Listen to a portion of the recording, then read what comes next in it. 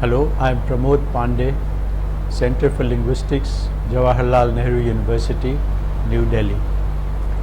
Today, I am going to talk about phonological inventories. That is also the title of the module for the course Language Universals and Language Typology.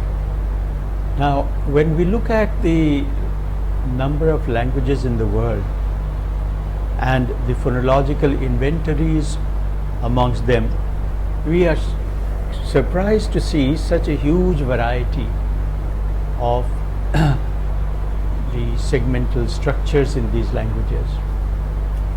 Thus, in the work very well known called Patterns of Sound by Ian Madison, we have languages whose inventories go as low as 11. We also have languages whose inventory goes to 141.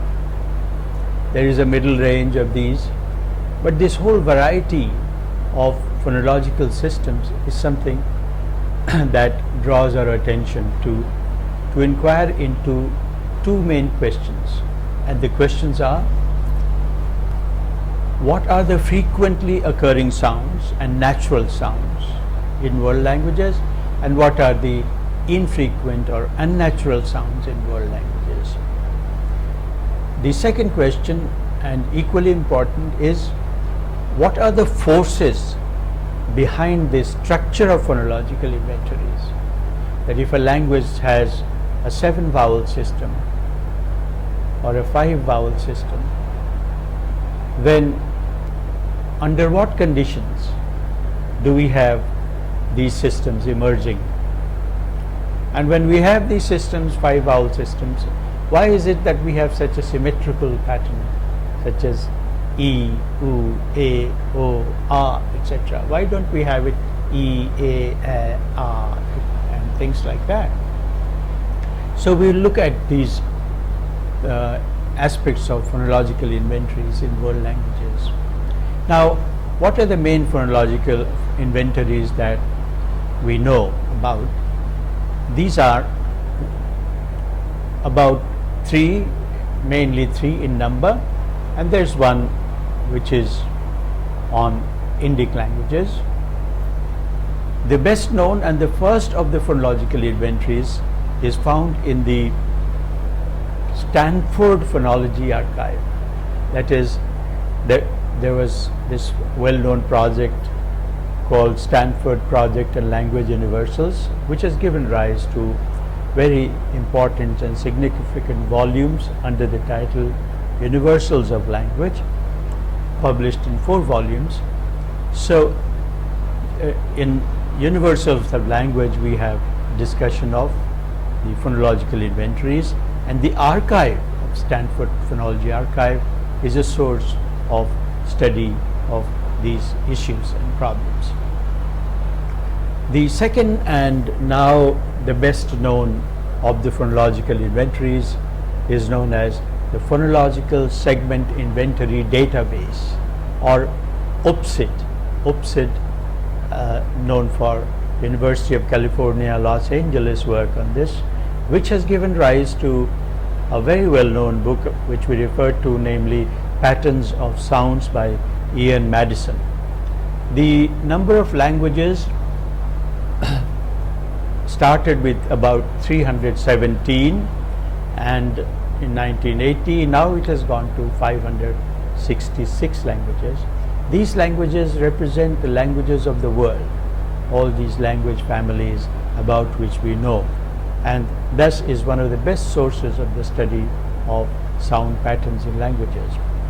Its shall we say limitation is that it is limited to consonants and vowel phonemes and their occurrences. It does not take into account various other aspects of phonological patterning, such as allophones or phonotactic constraints and things like that. But when it comes to phonemes, consonant and vowel phonemes and their inventories, this is the best source. We also have more language family oriented publication, namely Nam Kung's Phonological Inventories of Tibeto-Burman Languages, which contains phonemic inventories of one of the largest language families, namely Tibeto-Burman language families. And recently there has been a book published under the title Sounds and Their Patterns in Indic Languages. This is more locally based. It refers to languages of India. So these are some of these representative works on phonological inventories, the universal ones, and then more language family based ones, and then region based ones. The main issue that phonological inventories are mainly concerned with is trying to give us an idea or trying to account for the notion of phonological naturalness. What sounds are more natural, commonly found amongst languages? The notion of naturalness here is one which is based on markedness in terms of things, sounds which occur most frequently are the unmarked sounds, sounds which occur less frequently, rarely are marked sounds. Natural sounds are those which are unmarked or which occur most frequently. Now, if we take a look at the UPSID segmental inventories of vowels, we get a list of the frequencies of vowels that have been presented here. You will see them on the table, the screen. Thus we have, you will notice that about 444 languages have these vowels. Wait a minute. So of these languages we have, let us say, front vowels, high front vowels like E. If there are 444 high front unrounded vowels like E, and compared to these we have only 28 languages with rounded high front vowels like U. And similarly the table will show what sounds are marked and what sounds are unmarked. Thus high unrounded front vowels are unmarked and rounded front high vowels are marked. These are the inferences we draw from the various tables that can be constructed for studying naturalness amongst speech sounds. Apart from these naturalness of speech sounds in terms of their inventories, these studies can also tell us about the natural patterning of sounds. For example, which sounds occur most commonly and which sounds occur less commonly. Thus, high front unrounded vowels such as E are the ones which occur most commonly in world languages, and next comes U, and next come A, and then we have A and A and O and O. So the mid vowels are less frequent or marked, and the absolutely high vowels EU and the low vowel A are the ones which occur most frequently.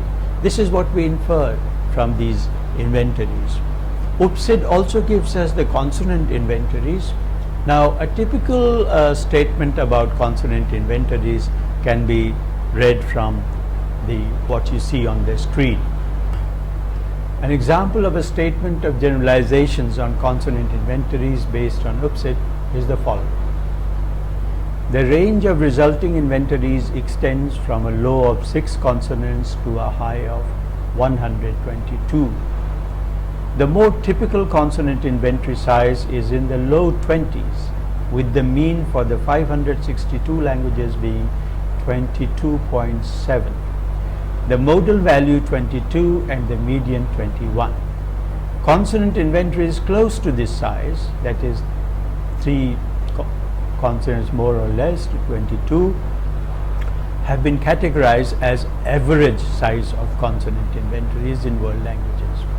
and the remainder divided into the categories small from 6 to 14, and moderately small 15 to 18, moderately large 26 to 33, and large 34 or more consonants.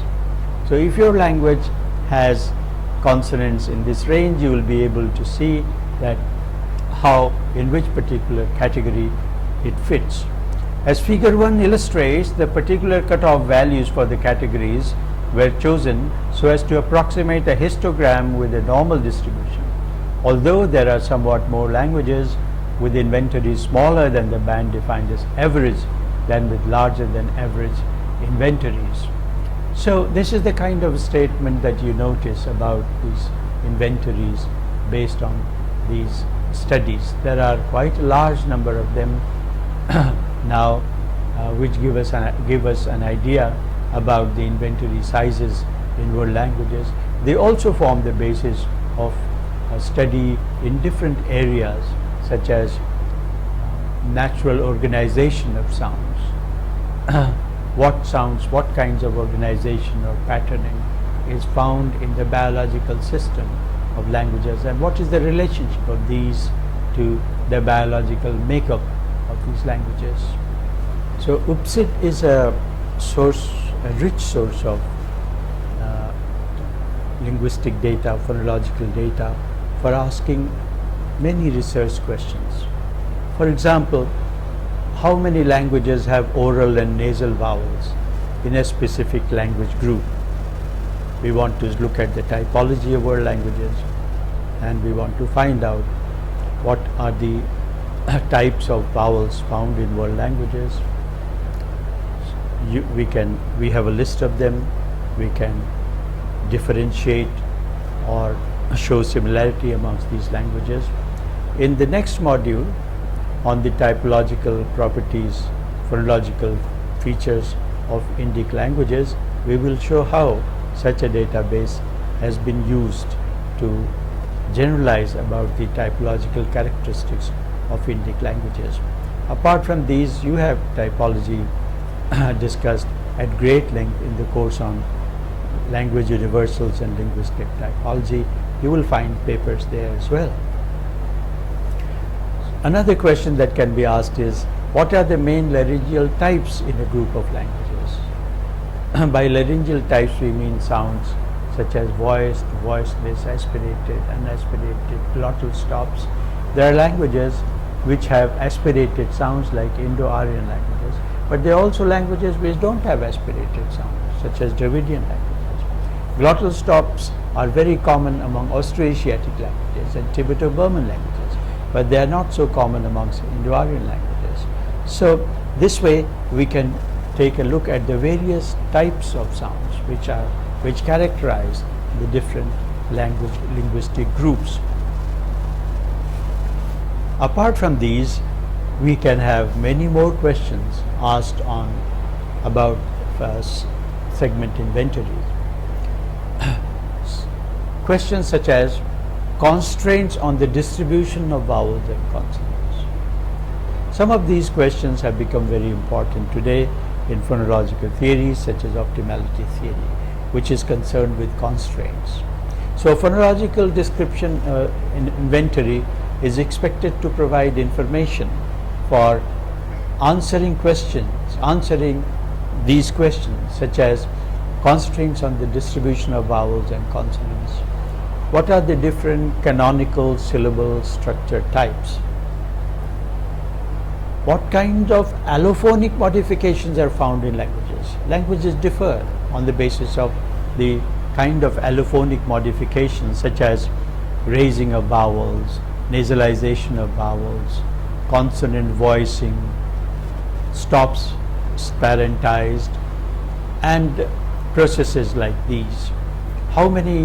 What are the different types of these allophonic modifications found in different languages, so that we can characterize languages in terms of these allophonic features. Now the next important question is the structure of phonological inventories, and the main question here is, what are the main factors that lead to the emergence of phonological inventories? In other words, what determines a typical 5 or 7 vowel system? On what grounds can we explain the absence of certain sounds, certain patterns? As we stated a little while ago, why don't we have in a 7 vowel pattern, for example, sounds such as E, U, then A, I, O. Now this will be a highly asymmetrical pattern, not found in world languages.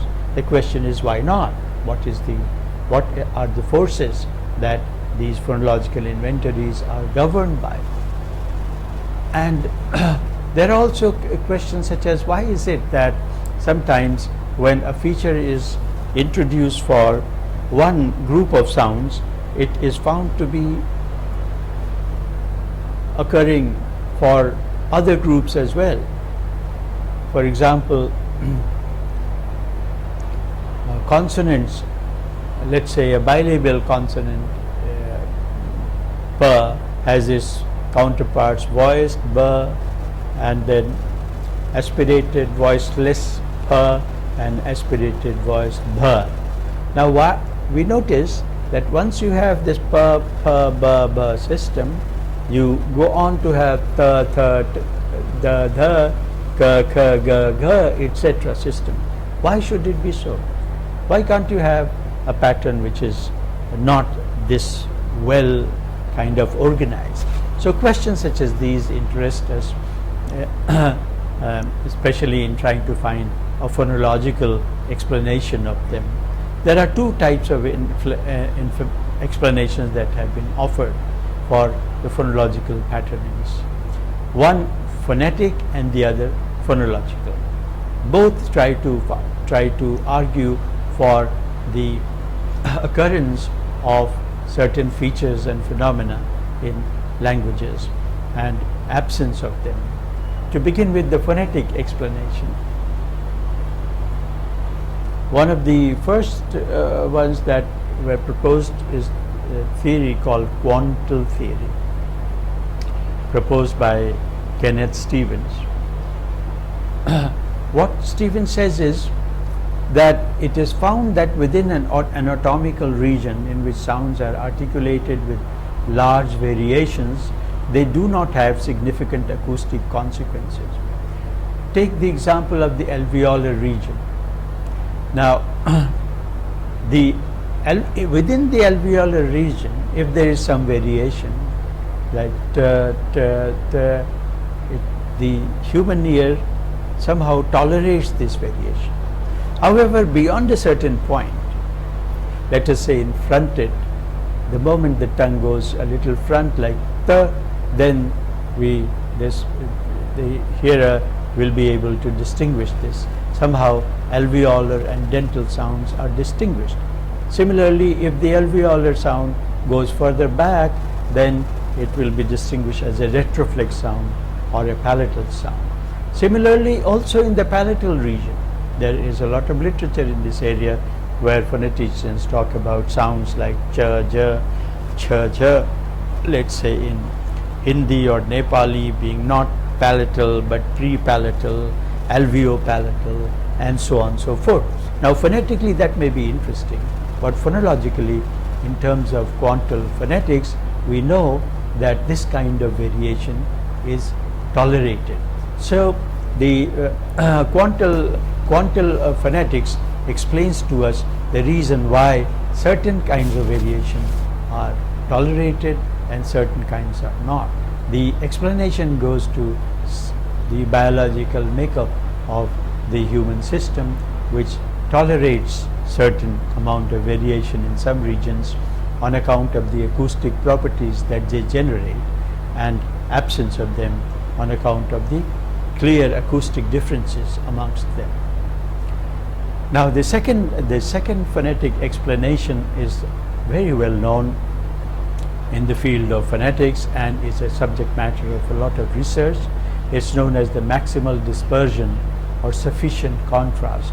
The basic idea of the maximal dispersion or sufficient contrast is that in the production and perception of speech sounds, sufficient contrast helps shape inventories of speech sounds in languages, because then you can contrast amongst the sounds. Producing them is easier, perceiving them is easier. Thus, when you produce a sound like E, oo, they are so clearly different. And then E, A, each of these is sufficiently distant from each other so that they can be distinguished.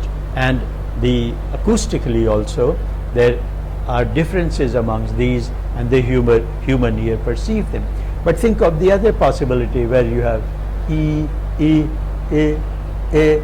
Now, the human ear will find it very hard. If you have 4 vowels, distinguished in terms of a little range, all between high and high mid or mid high, then you will find that the human ear finds it very difficult. So, given the vowel space area, there is a tendency for speakers and hearers to see these sounds organized with sufficient distance so that a contrast amongst them is maintained. Now, the theory of sufficient contrast helps explain the vowel systems very well. However, when it comes to consonant systems, then it does not do so well.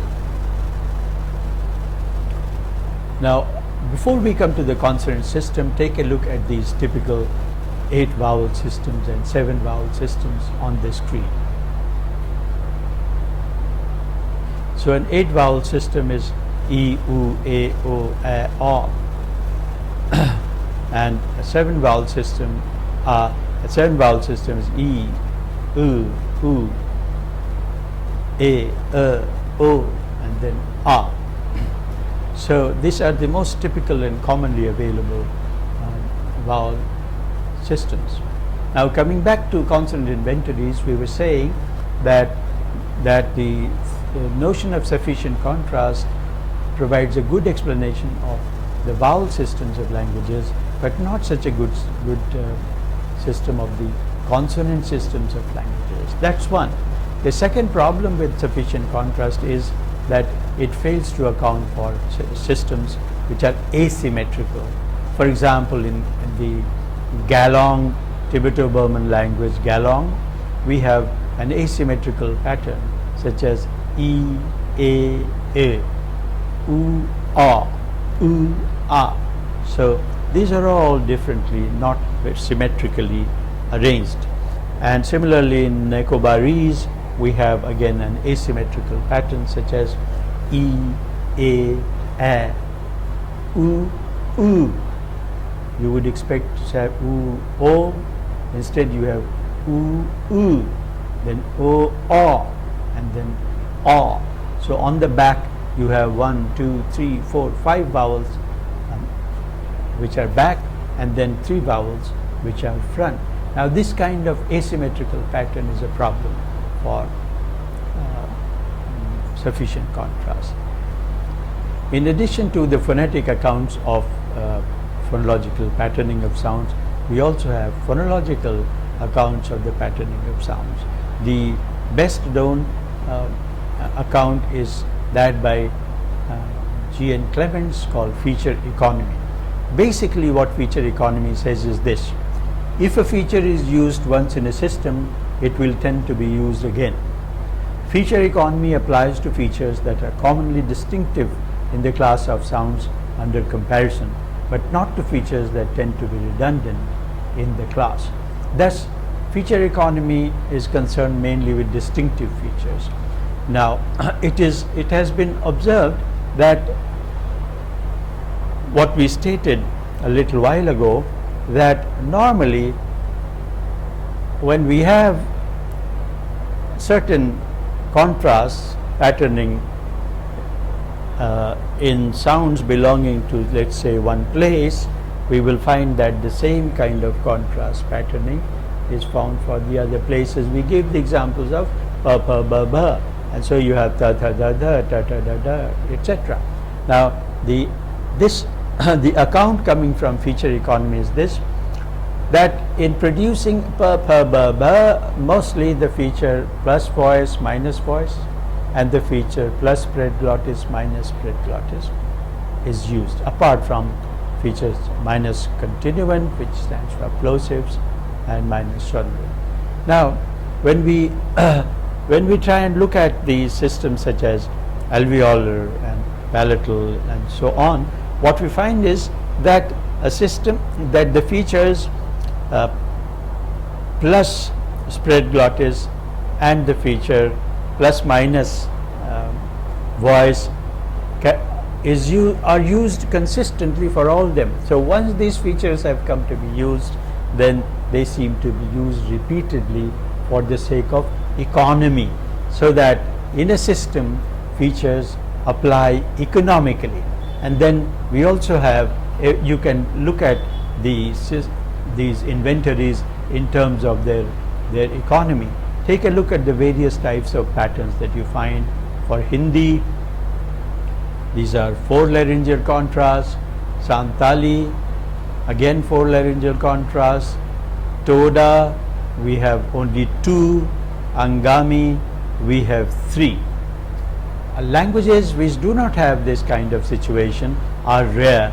We have here, for example, Great Andamanese, in which we find systems such as Paba, Tadatha, Tada, Chaja, and only Ka. So the velar and dental do not go along with the other 3 places of articulation. Now, the economy index has a certain formula. E is for economy, and S is for speech sounds, F is features. So E is equal to S by F. So the higher the value of E, the greater the economy.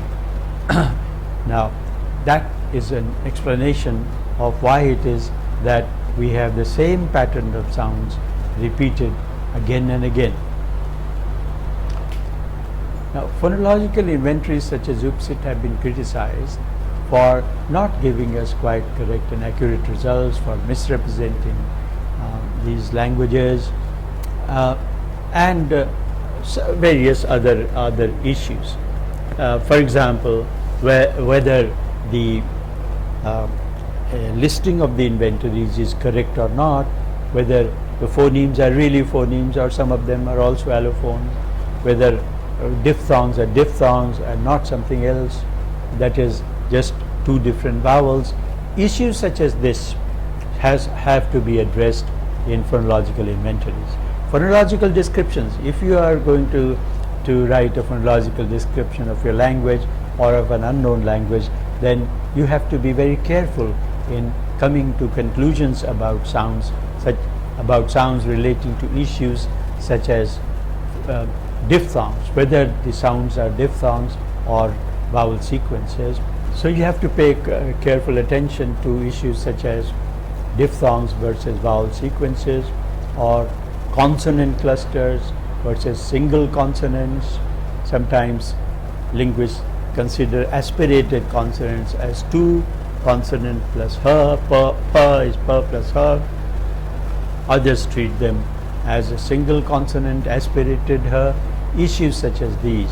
There is also another issue which is of concern for us linguists working in India, where there are large number of minority languages, endangered languages. Some of them have a very limited stock of sounds, of words.